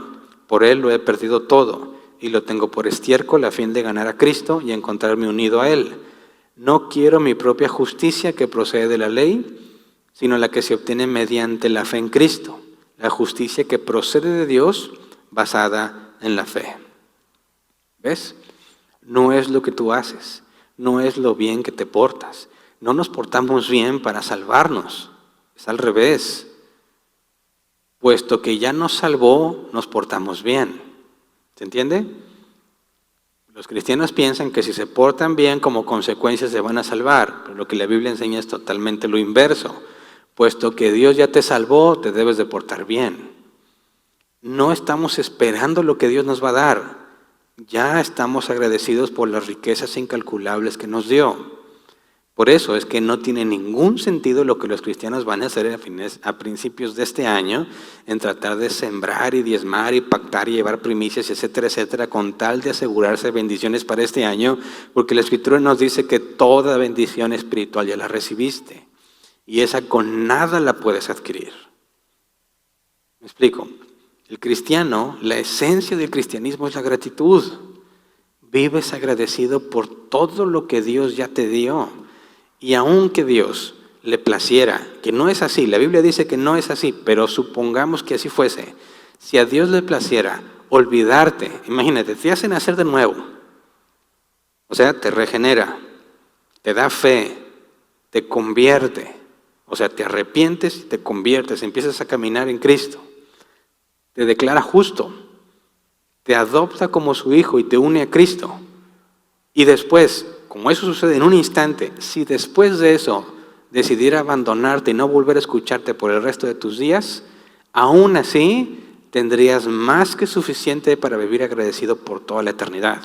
Porque lo que nos regaló en el nuevo nacimiento, a ninguna otra criatura en toda la creación le ha regalado. No hay forma alguna que pudieses obtener lo que Él te ha dado. Y te lo dio simplemente porque Él quiso, para gloria de su nombre. Así que ya no hay condenación para nosotros. Es imposible que exista esto de que pierdes tu salvación. Quien asegura que se pierde la salvación no entiende lo que es la justificación. Porque así como tú no tuviste nada que ver al recibir la naturaleza pecaminosa de Adán, de la misma manera no tuviste nada que ver para recibir la justicia que viene de Cristo. Y así como no puedes hacer nada para despojarte de la naturaleza pecaminosa, es algo que solamente Dios hace, de la misma manera, una vez que Dios te ha dado la nueva naturaleza en Cristo, no hay nada que te pueda despojar de ella. Por eso dice el apóstol Pablo en Romanos 8, versículo 1 al 4. Por lo tanto, ya no hay ninguna condenación para los que están unidos a Cristo Jesús. Pues por medio de la ley del Espíritu de vida me ha librado de la ley del pecado y de la muerte. En efecto, la ley no pudo liberarnos porque la naturaleza pecaminosa anuló su poder. Por eso Dios envió a su propio Hijo en condición semejante a nuestra condición de pecadores para que se ofreciera en sacrificio por el pecado. Así condenó Dios el pecado en la naturaleza humana a fin de que las justas demandas de la ley se cumplieran en nosotros, que no vivimos según la naturaleza pecaminosa, sino según el Espíritu. Entonces, no hay condenación. Nadie podrá, dice Romanos también, nadie podrá separarnos del amor de Cristo. Nada, ni ángeles, ni principados, ni potestades, ni lo futuro, nada, ningún poder, nada nos separará del amor de Cristo. ¿Por qué? Porque Él ya nos declaró justos, ya nos dio todas las cosas en Él. Y Dios no cambia de parecer, y Dios no se arrepiente. Así que cuando decimos que la salvación no se pierde, lo decimos porque eso es lo que la Biblia afirma. La idea de que Dios te regala la salvación, que ya liquidó toda tu deuda, pero si vuelves a pecar te lo quita, es algo totalmente absurdo a la luz de la Escritura. Así que cuando se nos acusa de decir, es que ellos enseñan salvos, siempre salvos, tú puedes seguir pecando a pesar de como que ya te vas a salvar, eso es totalmente falso. Dice, aquí lo leímos, a fin de que las justas, versículo 4, a fin de que las justas demandas de la ley se cumplieran en nosotros, que no vivimos según la naturaleza pecaminosa, sino según el Espíritu. ¿Por qué ya no vivimos según la naturaleza pecaminosa? Porque nos hizo nacer de nuevo, porque nos dio arrepentimiento, ¿verdad? Porque nos dio la conversión. Entiendo el problema del pecado. Ya no quiero pecar, quiero hacer lo que Dios me pide, pero tengo un problema con este cuerpo que no trabaja conmigo, sino que trabaja en mi contra. Así que lucho conmigo mismo por hacer las cosas que Dios quiere. Por eso es que no tiene sentido decir que aquel que asegura que la salvación no se pierde puede pecar a gusto. No, eso es antibíblico. Lo que afirmamos es que la obra que Dios ha hecho es inalterable. ¿Por qué es inalterable? Porque Él así lo decidió. Desde antes de la fundación del mundo, escribió en el libro de la vida quiénes han de ser sus hijos, el momento en que serían regenerados y obviamente por medio de la predicación del Evangelio. De manera que si tú naciste de nuevo, no hay nada que pueda separarte del amor de Dios porque ya te entregó todas las cosas. Y Dios no te va a quitar lo que Él te ha dado. Y lo vamos a ver un poco más adelante en los siguientes temas. Porque la Escritura enseña que fuimos sellados por el Espíritu Santo. El Espíritu Santo son las arras de la promesa, la garantía de que Él terminará la obra que empezó. Así que la vida cristiana, para todo aquel que ha nacido de nuevo, se trata de identificar, estoy en el mundo, pero no soy del mundo. Me esfuerzo y debo esforzarme todos los días por hacer lo que Dios me pide, porque tengo un cuerpo contrario a mí. Internamente amo hacer las cosas de Dios y tengo que luchar con mi cuerpo para hacer lo que sé que debo de hacer. Pero toda esta lucha es temporal. No va a durar para siempre. ¿Por qué? Porque tenemos la promesa de que Él regresará y nos dará un cuerpo glorificado. Así que mientras estamos en el cuerpo, simplemente debemos, como dice el apóstol Pablo, poner los ojos en la promesa. Las cosas de este mundo en ninguna manera podrían satisfacer o llenar la vida del que no pertenece al mundo. Todo aquel que ha nacido de nuevo ya no es del mundo. Lee Juan 17. la oración sacerdotal de Jesús: Padre, no te pido que los quites del mundo, sino protégelos del maligno. Están en el mundo, dice Jesús, pero no son del mundo. Así que el cristiano debe verse a sí mismo como alguien totalmente aceptado a los ojos de Dios, a pesar de sus errores, porque ya fue declarado justo. Pero Dios en su sabiduría nos ha dejado aquí con este cuerpo para seguir luchando. Hay mucha sabiduría en lo que Dios ha hecho. Y es: ¿por qué, Dios? ¿Por qué no nos resolviste el problema y ya? ¿Por qué simplemente no nos vamos contigo y ya? Bueno, porque Dios tiene muy útiles y buenos propósitos al dejarnos aquí en este mundo, luchando contra las corrientes del mundo, no luchando contra el mundo, contra las corrientes del mundo y luchando contra nosotros mismos. Más adelante veremos también eso con detalle. El punto es que si tú fuiste justificado gratuitamente, no puedes decir que sostienes tu salvación. Nadie puede jactarse de hacer algo para mantenerse salvo.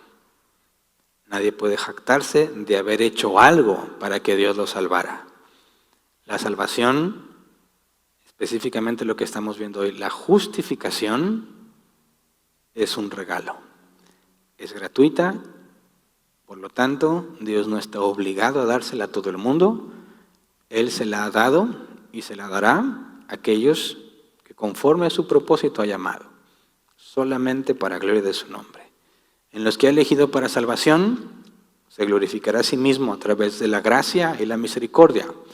En los que no eligió para salvación, se va a glorificar a sí mismo mostrando claramente su justicia. Pero a nadie le hace injusticia. Así que este es el misterio que estuvo oculto, y es un misterio que los cristianos deben entender. Debes de comprender por qué es claro que Satanás no lo sabía, ¿verdad? Si Satanás lo hubiese sabido, él hubiera luchado por impedir que mataran a Jesús. Porque precisamente en la muerte, en el Calvario y en todo lo que hicieron en Jesús, nosotros obtuvimos salvación al momento en que pagó nuestro precio. Y no solamente en el Calvario, sino por la vida justa y perfecta que Él vivió todos los días de su vida, la cual fue puesta en nosotros, imputada. Nuestras vestiduras sucias, decadentes, llenas de estiércol, Jesús las puso en sí mismo, pagó la deuda y nos puso sus vestiduras blancas. Esa es, me parece, la manera más gráfica de ilustrar lo que la justificación es. Así que todos los cristianos debemos vivir agradecidos. Aunque nos dejara ser los más miserables de aquí en adelante, aunque nos abandonara por completo y nos dejara consumidos por las enfermedades, en la pobreza extrema y absoluta, aún así, todos los días deberíamos decir gracias por las riquezas incalculables que ya me diste. Así que este 2021, venga como venga, en nada debe alterar nuestra gratitud. La gente se angustia por lo que puede pasar. ¿Habrá dinero o no habrá dinero? ¿Habrá salud o no? ¿La vacuna resolverá las cosas o no? ¿Sabes? No me importa. Cada día trae su propio afán, dice la Escritura. Lo importante es que hoy podamos vivir agradecidos por lo que Él ya hizo. Lo que haga mañana, confío en Él. Ya sea que llegue el fin de mis días o no, confío en Él. Y un verdadero cristiano que entiende el misterio que fue oculto por los siglos, no va a dejarse llevar por la angustia y la preocupación por lo que puede venir este 2021. Así que nos adaptamos.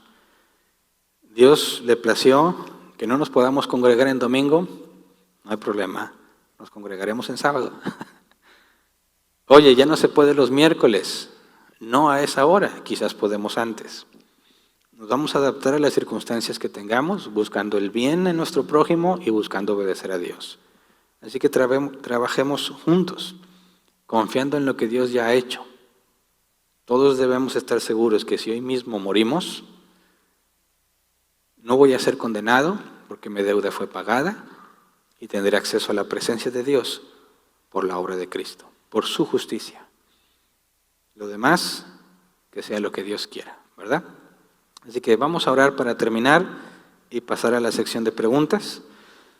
Señor, Perdónanos por todos los días en los que vivimos angustiados, preocupados por lo que vendrá en el futuro.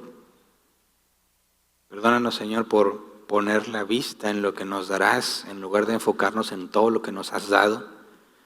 Concédenos, Señor, vivir conscientes de las riquezas incalculables que tenemos en ti, y que a pesar de que en esta vida padezcamos dificultad, que el gozo de tu salvación, que el gozo de sabernos declarados justos y de haber recibido todos los méritos que correspondían a Cristo, nos ayude a luchar cada día con optimismo, confiando, Señor, en que tú tienes propósitos para nosotros en este mundo y que los cumpliremos sin falta, porque tú eres fiel. Tú has prometido llevarnos a la estatura del varón perfecto, y tú eres fiel. Podemos confiar en ti. Enséñanos a descansar en ti. Enséñanos, Padre, a ver la forma en la que tú ves las cosas. Que nuestros días, a pesar de que se vean complicados y difíciles, podamos verlos a través del filtro de tu palabra y disfrutar del trabajo de cada día. Como dice Eclesiastés, lo que le queda al hombre es gozar de su trabajo. Hay días buenos y hay días malos, y sabemos que tú estás en control de ellos. Así que descansamos en ti, Señor. Enséñanos a poder vivir confiados en ti a pesar de las circunstancias. No te pedimos que resuelvas nuestros problemas o que elimines nuestras dificultades, sino que nos enseñes a confiar en ti en medio de los problemas y en medio de las dificultades. Porque cada dificultad y cada problema tiene un propósito. El momento en que lo permites para nosotros nos llevará a crecer. Así que no nos quejamos por los problemas, no nos quejamos por las dificultades. Te agradecemos por cada uno de ellos y te rogamos que nos des sabiduría para resolverlos y enfrentarlos de la manera correcta. Nos ponemos en tus manos, descansamos en ti y te rogamos, Señor, que nos hagas conscientes de las riquezas incalculables que tenemos en Cristo Jesús. Amén. Muy bien, pasemos a la sección de preguntas. Que ya me estaba aquí avisando, ¿verdad?, de varias preguntas. Déjame ver cuáles son. Ok. Primer pregunta. Pregunta, ¿por qué no es correcto que en la iglesia soliciten primicias? Muchas gracias por su respuesta. Mencioné las primicias, ¿verdad? No es del tema, pero las mencioné.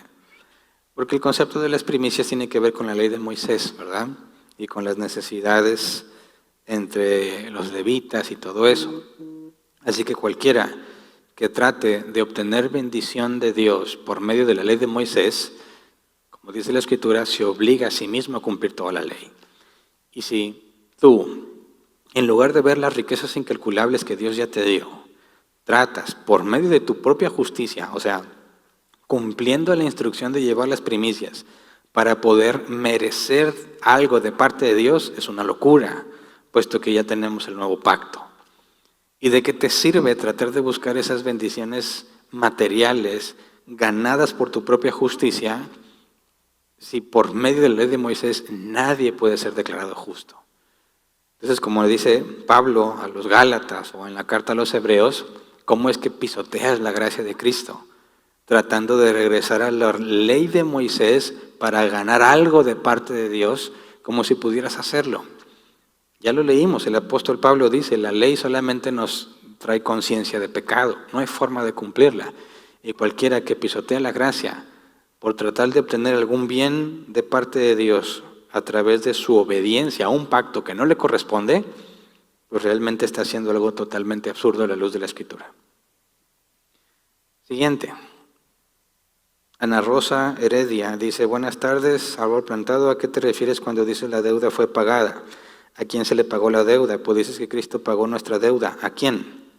Mira, voy a tratar de ponerlo en estos términos. Para que haya justicia, tiene que haber un pago, ¿verdad? Cuando alguien provoca un daño, lo vemos incluso desde la ley de Moisés, cuando alguien provoca un daño, ese daño debe ser resarcido para que haya justicia, ¿verdad? Y existen al menos dos caminos mencionados en la Escritura. Cuando, por ejemplo, matabas el animal de otro, tenías dos opciones, ¿verdad? Pagabas el animal o pagabas con cárcel porque no tienes para pagar el animal, ¿verdad?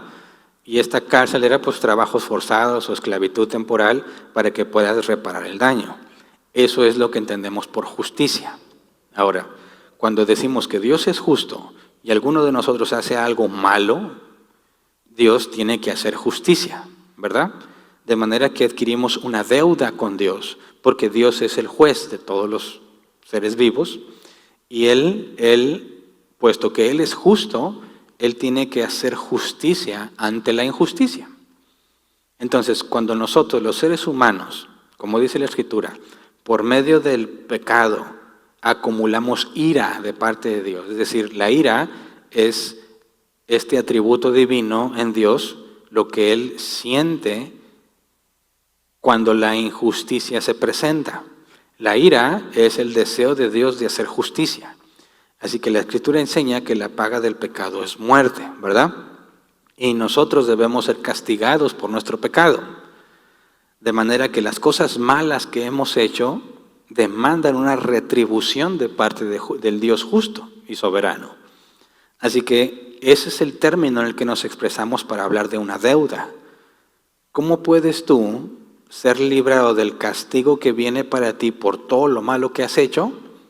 Bueno, alguien tiene que pagar tu deuda, ese sufrimiento que te corresponde, ¿verdad? Digamos que ahí, si hablamos del mal, hablamos de 3 tipos de mal.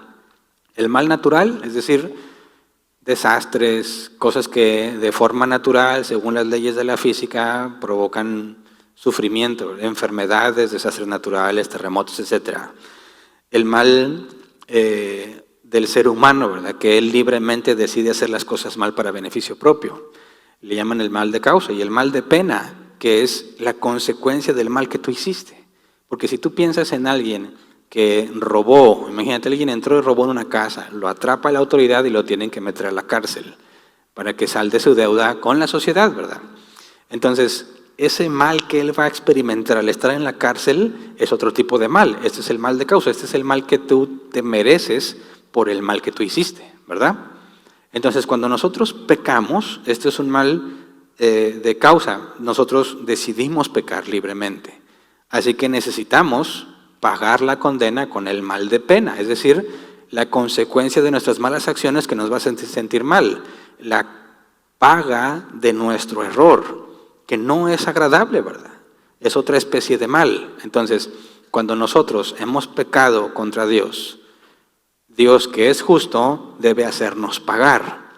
Lo que nos explica el apóstol Pablo es que esta deuda, este sufrimiento y este mal que nosotros debemos experimentar para poder establecer justicia por el mal que yo hice, Jesús se ofreció a vivirlo por nosotros.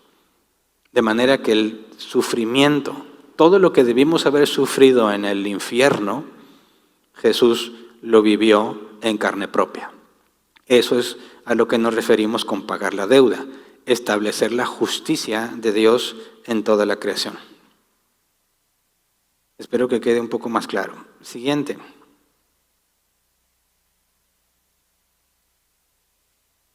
Dice Ofelia Arroyo, pregunta, ¿es correcto decir en las iglesias cristianas con pastores hispanos que si tu primicia o tu diezmo, tu ofrenda es poca, no quieres que Dios te bendiga al 100%? Gracias, saludos a la congregación de Árbol Plantado.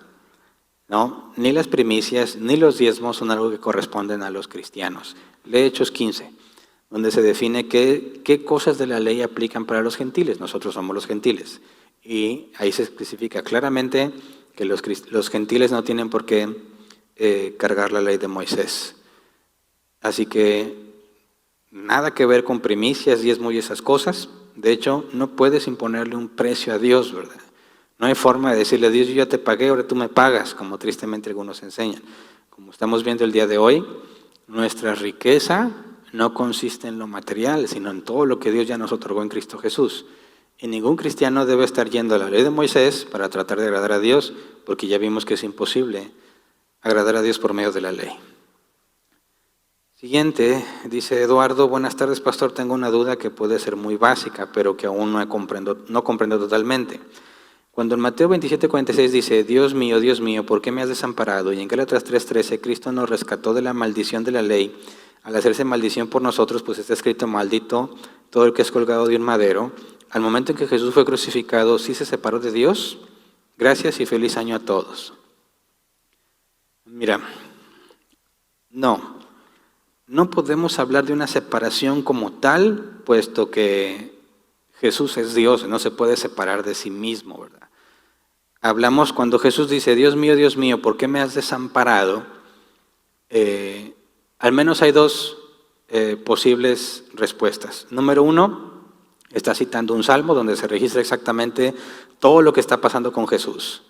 De manera que en aquellos tiempos, cuando alguien empezaba a recitar una parte de la Escritura, normalmente los discípulos, era algo que hacían los maestros, los discípulos recitaban la parte faltante y llevaba una enseñanza. Entonces, cuando Jesús dice eso, está citando un salmo en particular que tiene que ver con todo lo que pasó con Jesús, donde dice que se repartieron entre sí los vestidos y echaron suertes. Hay una descripción asombrosa de lo que pasó en ese momento. Esa es la primera forma de interpretarlo. La segunda es que si no consideras que está citando un salmo en particular, la otra es ver que hablar de estar desamparado es lo opuesto a la bendición, ¿verdad? Dios mío, ¿por qué me has desamparado? Implicaría en mostrar públicamente que lo opuesto a la bendición ha sucedido en Cristo. Que efectivamente la ira de Dios está sobre Jesús, pero Jesús no estaría haciéndose una pregunta de la cual busca obtener respuesta de parte de Dios, porque claramente Jesús había revelado que Él a eso venía y que voluntariamente lo había hecho. Así que es una manera de expresar lo que está pasando de una manera clara y contundente ante la evidencia. Por eso a mí no me gusta mucho esa segunda postura. Me gusta más entender, y me parece que resuelve el asunto cuando lees las palabras de Jesús, está citando la Escritura, de manera que puedes ver el cumplimiento de lo que estaba especificado ahí. Pero me parece que hablar de una separación así literalmente es algo imposible, porque en Jesús está la naturaleza humana y la naturaleza divina, y Jesús no pecó. Está siendo tratado como pecador, pero no ha pecado. Él no es pecado, está siendo tratado como pecador, de manera que no se puede asumir que hay una especie de separación porque fue tratado como pecador.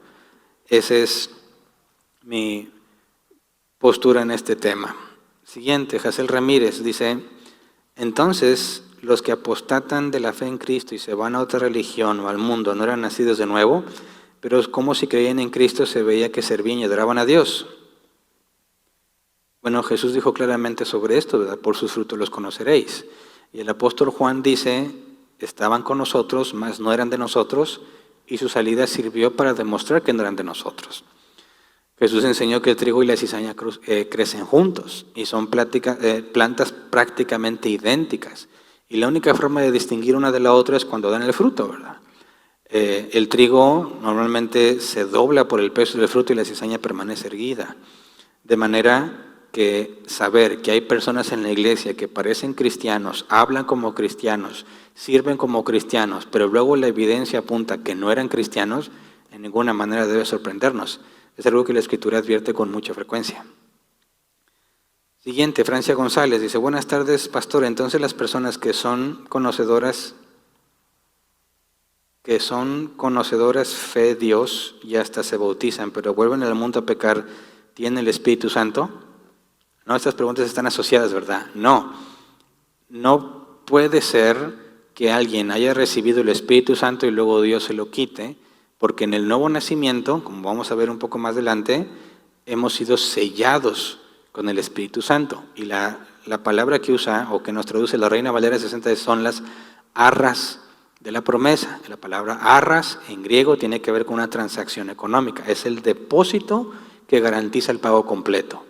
De manera que si Dios le dio su Espíritu Santo a alguien, y esa es la garantía de que va a cumplir, Dios en ninguna manera se lo va a quitar, puesto que el Espíritu Santo en ellos es la garantía de que terminará la obra que empezó en ellos. Así que cuando alguien dice ser cristiano y se bautizó y lo que sea, pero se regresa a ser del mundo, eso lo que muestra es que nunca fue nacido de nuevo, nunca recibió el Espíritu Santo. Checa la parábola del sembrador. La semilla que cae entre las piedras crece rápidamente porque no tiene profundidad. pero luego se seca, ¿verdad? Porque vienen los problemas. Hay muchas personas que incluso pueden permanecer años escuchando instrucción bíblica, pareciendo cristianos, tal como Judas Iscariote. Cuando Jesús dijo que alguien lo iba a traicionar, nadie sospechaba de Judas. Judas es un ejemplo clásico de ese tipo de personas que, a pesar de estar en la iglesia, a pesar de que se les da confianza, porque Judas era el tesorero, era quien administraba el dinero, y aún así robaba de la bolsa, nadie sospechaba de él. Sin embargo, Jesús dejó en claro que él nunca fue de él. Eso es lo que pasa con aquellos que parecían cristianos, pero se fueron al mundo. Por eso el apóstol Juan es muy claro cuando dice, estaban con nosotros, mas no eran de nosotros. Y su salida sirvió para demostrar que no eran de nosotros. Siguiente, Gabriela, si Dios está en control de todo y Él permite que nos sucedan cosas malas, ¿cuál es la función del maligno? Mira, la función del maligno es, digámoslo en un término simple, ejecutar los planes de Dios, aunque no está consciente de que lo está haciendo. Por ejemplo, lo que hablamos, el Calvario de Cristo, la crucifixión. Sí, la gente pidió crucifícale, ¿verdad? Los soldados romanos se ensañaron con Jesús. Todos lo humillaron y lo despreciaron. Obviamente, Satanás estaba en todos esos individuos alentándolos a que hicieran eso. Satanás no sabía que por medio de eso nosotros seríamos librados, ¿verdad? Así que Satanás en su maldad se propuso hacer todo eso y Dios lo permitió. Dejó que se ensañara con Jesús y que controlara a Judas, que después de tomar la última cena entró en Judas, Satanás, para que lo fuera a traicionar, y Satanás hizo con toda alegría y toda libertad todo lo malo que quiso hacer. Y Dios se lo permitió. ¿Por qué? Porque sus planes iban a ser cumplidos por medio de esa maldad. ¿Verdad? ¿Qué pasó con José el soñador? Cuando él dice, ustedes deseaban el mal para mí, pero Dios lo convirtió en bien. Cuando sus hermanos quieren matarlo y luego Rubén intercede y resulta que nada más lo venden como esclavo, ellos están deseando hacerle el mal a José. Pero Dios permite ese mal para traer el bien. Entonces, cuando Dios permite que pasen cosas malas, ¿cuál es la función del maligno? Llevar a cabo esas cosas malas.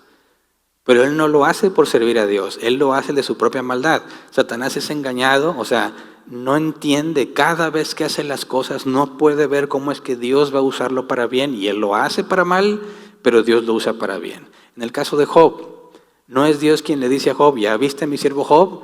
Y Satanás reacciona, y Satanás pide permiso para quitarle todo lo que tiene y luego para quitarle hasta la salud, y Dios lo deja. Y Satanás se ensaña con Job, pero Satanás no puede ver que Dios lo está usando para el bien de Job, porque por medio de todo ese sufrimiento en Job, Job creció y conoció a Dios, como él mismo dice, de oídas te había oído, mas ahora mis ojos te ven. De manera que Job fue recompensado por todo lo que pasó, y Satanás fue un instrumento en las manos de Dios para bendecir a Job, a pesar de que Satanás se propuso maldecir a Job. Así que Satanás es un desdichado, que no puede ver, no puede adelantarse a los planes de Dios, que cuando se propone hacer lo malo, no puede darse cuenta que esa maldad que a él se le permite llevar a cabo, Dios la va a usar para bien.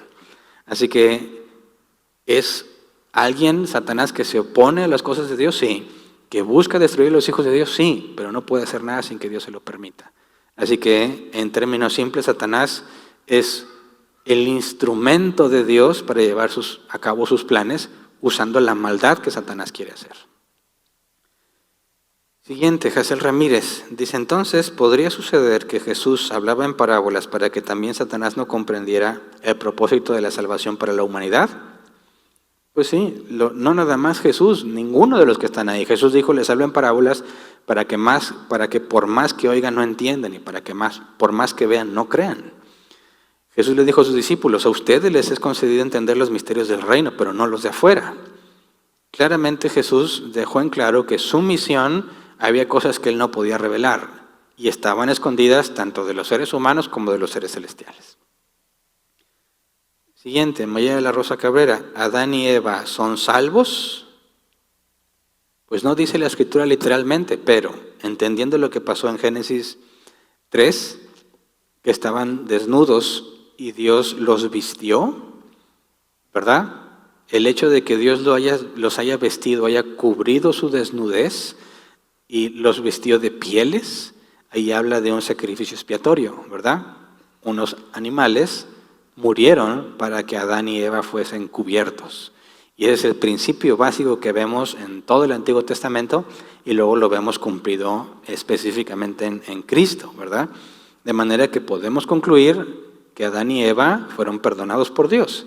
Además de lo que vemos después, las declaraciones de Eva, cuando Dios le permite tener a Caín, por voluntad de Dios he concebido varón, y luego cuando se angustian porque pierden la esperanza cuando Caín mata a Abel y Dios les concede a Seth, podemos deducir que Adán y Eva fueron perdonados por Dios, por consecuencia son salvos, y un día nos los vamos a encontrar, ¿verdad?, en el cuerpo glorificado, y le vamos a poder preguntar un montón de cosas que tenemos pendientes. Siguiente, Karen Orozco. ¿Puede haber personas nacidas de nuevo en otras religiones o denominaciones, ejemplo, católicos carismáticos, son muy parecidos a los pentecostales? Sí, no hay nada que indique, o no hay nada bíblicamente que diga que no, pero Jesús dice que mis ovejas oyen mi voz y me siguen, ¿verdad? Entonces, cuando hablamos de doctrinas antibíblicas, claramente opuestas a la Escritura, como nuestros amigos católicos romanos, que por medio de la tradición y el magisterio invalidan lo que la propia Escritura enseña, cuando ellos dicen que la salvación no es por gracia, sino que es mediante las obras. Bueno, ¿puede haber hijos de Dios que vengan al conocimiento de Cristo en uno de esos lugares? Sí, pero lo que la Escritura enseña es que Dios corrige y disciplina al que ama, ¿verdad? Y obviamente saldrían de toda esa doctrina errada. Puede haber grados de entendimiento que Dios otorgue a sus hijos y existiría quizás la posibilidad de que alguno permanezca en una doctrina errada quizás todos los días de su vida. Pero recordemos que la doctrina errada no salva, ¿verdad? La doctrina no te salva, es la obra regeneradora de Cristo. Entonces lo que esperamos como regla general es que todo aquel que ha venido a nacer de nuevo va a buscar la enseñanza de Cristo, va a buscar las palabras de Cristo, y si están en una doctrina errada será temporal, porque vendrían al conocimiento del verdadero evangelio. Pero no hay nada bíblico que impida que una persona pueda permanecer en una doctrina errada el resto de sus vidas. Quizás piensa en un ejemplo como el ladrón en la cruz. ¿Qué tanto pudo aprender de doctrina? Quizás, si lo ves en ese sentido, quizás cuando le dijo Jesús, acuérdate de mí cuando vengas en tu reino, Jesús le dijo, de cierto te digo que estarás conmigo en el paraíso. Quizás, esto es especulación mía, ¿verdad? Quizás quizás en la hora o poquito que le tocó de vida, él llegó a pensar que se salvó por lo que dijo, ¿verdad? Quizás él pensó que se salvó por obras. Quizás él llegó o tenía una idea incorrecta de la salvación, pero eso en nada le quita la regeneración, ¿verdad? Así que somos salvos gratuitamente porque nacimos de nuevo, no por la doctrina que profesamos, pero esperamos, por lo que la Biblia enseña, que todos los hijos de Dios irán creciendo en el conocimiento de Dios. Por consecuencia saldrán de doctrinas erradas. Siguiente, Jonathan Reina. ¿A quiénes son los tibios que Dios vomitará de su boca por cuanto no fueron fríos ni calientes? Apocalipsis 3:16. Los tibios para la iglesia, en la Odisea habla de la mezcla de aguas que se hacía en la ciudad, ¿verdad? Esa ciudad no tenía recursos acuíferos propios, así que tenía que importar el agua de una ciudad más alta que ellos y de ciudad más baja que ellos. El agua que venía de los lugares altos era el agua fría, el agua que viene de los lugares bajos es agua caliente. Ellos podían tomar agua fría o caliente, pero no podían mezclarlas, porque resulta que los minerales en esas distintas aguas, al ser mezcladas y bebidas, provocaban dolores estomacales, vómitos y náuseas. Entonces lo que nos comunica el mensaje a esta iglesia en particular es que tienes que ser frío o caliente, no tibio. Tienes que permanecer fiel a la Escritura, no hacer mezclas, porque los que no permanecen fieles serán vomitados, haciendo referencia a aquellos que no son salvos. Siguiente, Javier González. ¿Qué hago si en mi iglesia se predica que la salvación sí se pierde? Que si hay falta de perdón o heridas en el corazón se puede perder la salvación. Bueno, es muy común, pero también es algo muy serio, ¿verdad? Si tú puedes comprender bíblicamente cómo es que la salvación no se pierde, y si te interesa, puedes entrar ahí a los videos en la serie de Fundamentos, y hay una serie completa que hicimos sobre la seguridad de la salvación, que son varios temas donde hablamos bíblicamente por qué afirmamos que la salvación no se pierde y lo que eso significa. Bueno, ante este tipo de situaciones tenemos la responsabilidad de mostrar amor, ¿verdad? Y aplicar Mateo 18, versículo 15 al 17. Porque decir que la salvación se pierde es hacer a Dios un mentiroso. Porque si Él te dio el sello del Espíritu Santo y resulta que te lo quita, Él ya no sería Dios, ¿verdad? Si Él prometió que, como Jesús dijo, la voluntad de mi Padre es que no pierda yo ninguno, sino que lo resucite en el día postrero. Si resulta que el Padre le entregó unos a Cristo y alguno, al menos uno, se pierde, entonces Cristo falla, por lo tanto peca, y por lo tanto no sería Dios. Y si Cristo no es Dios, ninguno de nosotros es salvo, porque no pudo haber pagado por nosotros. Así que aquel que asegura que la salvación se pierde está haciendo a Dios un mentiroso y está haciendo a Cristo un pecador, porque estaría asegurando que se le entregó una oveja que no pudo preservar, sino que la perdió. Así que lo correcto aquí es corregir ese error, ¿verdad? Hay que hablar con la persona que está a cargo de la doctrina y hacerle ver bíblicamente que eso no puede ser. Si no te hace caso, dice, toma testigos, dice Mateo 18, versículo 16. Si no te hace caso, dilo a la asamblea, y ahí va a depender mucho de la estructura que tenga tu iglesia.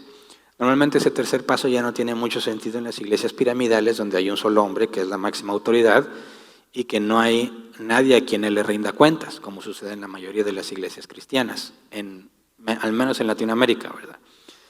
Entonces, si tú ya intentaste hacerle ver el error y no entiende, y si encontraste algunos que piensan como tú y juntos tratan de hacer el error y no entiende, lo mejor es que salgas de ese lugar. Ya no tendrías razón para estar allí, puesto que voluntariamente y a pesar de la evidencia bíblica deciden enseñar un evangelio diferente. Y la Escritura nos dice que no estemos con aquellos que llamándose hermanos no lo son. Si alguno predica un evangelio diferente, sea anatema, ¿verdad? Si alguno predica un evangelio diferente, dice, no lo recibas en casa. Entonces debemos asegurarnos de que si ya les mostramos bíblicamente que están mal y no les interesa hacer la corrección, ya no debemos asociarnos con ellos para permanecer obedientes a la Escritura. Y bueno, se me acabó el tiempo, ¿verdad? Como quiera fueron los 25 minutos esta vez, ¿verdad? Y son 25 porque obviamente no tenemos nadie presencial. Cuando regresemos a los presencial, otra vez retomamos los 15 minutos. Es todo. Muchas gracias a todos. Estén al pendientes de los avisos que daremos con respecto a las siguientes reuniones. Y los dejo de nuevo con Antonio.